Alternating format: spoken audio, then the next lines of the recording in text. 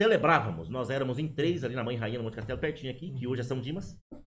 Então, uma semana era minha, uma semana era do Geraldo Paiva, um beijo no coração da família Paiva, né? Estão assistindo nós em Bocaiúva, Lençóis Paulista, Maracanã e Guaraituba. Era eu, Geraldo e Claudinei. Então, quando o sacerdote não podia, cada 15 dias um de nós celebrava. Né? E antes disso tinha uma formação, até hoje existe uma formação para o ministro. Eu, em si, assumo que aqui nós tiramos a roupa da notícia, achava pobre. Formação para ministro, que na falta de um padre ele tem que estar lá, era, na época, uma formação pobre. Então, eu só ouvi uma vez de relance por um teólogo que estava pregando para os ministros que estavam fazendo formação, deixou escapar, hoje sacerdote. Né? Inclusive, Deus abençoe ele. Está atendendo a igreja mais importante da arquidiocese hoje, está na catedral. Eu beijo para o padre Marcão.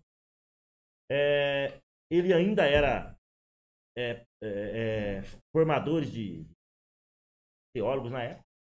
Ele deixou escapar uma coisa, mas nós não aprendemos nada sobre isso e é importante.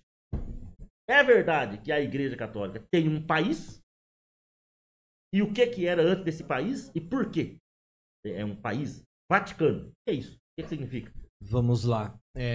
Hélio, até hoje temos, né? Nós dizemos Estado do Vaticano. O Estado do Vaticano, ele era muito grande, né? E nós falávamos Estados Pontifícios. E hoje nós conhecemos como Itália, né? Hoje nós conhecemos como Itália. Explica esse balai de gato, que agora confundiu mais ainda. Então, o Papa, ao longo dos séculos, ele teve muito poder, né? O papado. Então foi criado um Estado chamado Vaticano. E foram criados, então, os Estados Pontifícios, como se fossem os estados do Brasil. Então, Paraná, Santa Catarina, São Paulo. Bem explicado. Então, ali nós tínhamos os Estados Pontifícios. Por fim, ao longo do tempo, a igreja, por tantos conflitos, ela começou a perder as suas influências. E chegou um tempo em que aqueles que queriam separar a igreja de um estado contínuo, de um estado grande, começou a ter guerra, fazer guerra contra o Vaticano. E essa guerra fez surgir, então, o que nós conhecemos hoje como Itália. Então, foi se tomando os estados pontifícios, até que ficou uma porção de terra ali muito pequeno, aonde o próprio Vaticano é extremamente pequeno hoje. Que tamanho que é o Vaticano? Colombo? Hoje, vamos dizer assim, por alto, 5 quilômetros quadrados. 5 quilômetros quadrados. É muito pequeno. Então, quando a Itália viu que o Papa estava isolado em um território menor do que muitas cidades, né? Então, isso pode ficar para a igreja. Isso pode ficar para a igreja. Quem idealizou isso? Olha, quem determinou? Não, foram feitos o último acordo assinado, ainda foi um pouco antes ali da Segunda Guerra Mundial, né? Então, 42, 43, ali. Então, foram feitos acordos entre o Estado italiano, com Mussolini, e o Vaticano, onde se reconheceu tanto ali quanto uma fazenda que nós chamamos Castelo Gandolfi, né? Como áreas que compõem o Estado do Vaticano. Então, o que nós temos é a cidade do Vaticano, que também é Estado. Por isso que o Papa é chefe de Estado, mas só que está no meio da Itália. Entendi. Chefe de Estado, ele estaria hoje no lugar de Ratinho Júnior? Não, o chefe de Estado seria Lula, né? Presidente do seu... Exato, porque assim, nós estamos muito acostumados na cultura brasileira com a palavra Estado, Paraná, Santa Catarina, São Paulo, enfim, nós estamos acostumados. Mas quando nós falamos na cultura fina, né? chefe de Estado É presidente. presidente da República. Agora, governador veja bem, governador não é chefe de Estado. Como governador de Estado, aí sim. Ratinho Júnior, né? Entendi. Isso, mas chefe de Estado. Isso, mas chefe de Estado nós estamos falando presidente da República. Por isso o Papa é chefe de Estado. Ele explicou bem. Explicou bem. É isso aí mesmo. Segundo o Rabino, resposta. Então bateu as linguagens. É isso aí mesmo. Agora eu queria uma pergunta para ele. Conclui aí que daqui a pouco nós O finalizamos. que é o sinal da besta? Agora ele pegou o tema semana passada. Vamos lá. Só que para nós conversar, tudo bem. Essa resposta aí dá tempo. Mas nós vamos marcar porque final dos tempos só ele pregou. Pregou o café dele, coiseia, entendeu?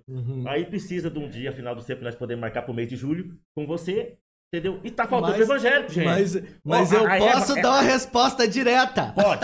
A Eva Pereira, lá de Lençóis Paulista, escreveu aqui que tá querendo aprender alguma coisa com os evangélicos.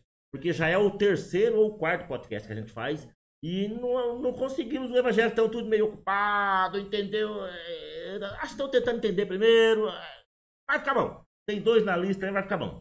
Falando em Eva Pereira, Henrique Coppen deu um boa noite, amigos, para nós. O Henrique conhece todo mundo que tá aqui. E então ele já fala boa noite, amigos, porque ele conhece todos, né? A Dirvete Stefanzak junto com Israel de Matos e outras 4 pessoas. Dirvete, um beijo no coração, querida. Você deve estar lembrando a época de grupo de jovens. Deu uma boa noite para nós aqui, né? Eu com a Dirvete, há 22 anos atrás, nós coordenávamos um grupo de jovens ali na Mãe Rainha, Milton. Ali é onde de vez em quando você dá curso de batismo ali.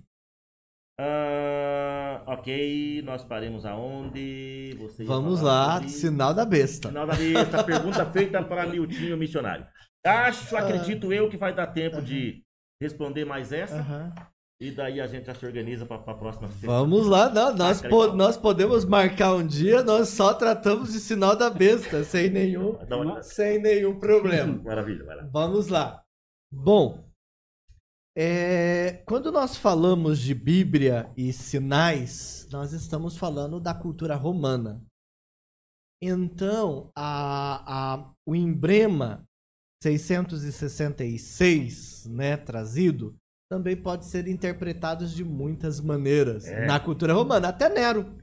Nero também pode ser interpretado com o número 666.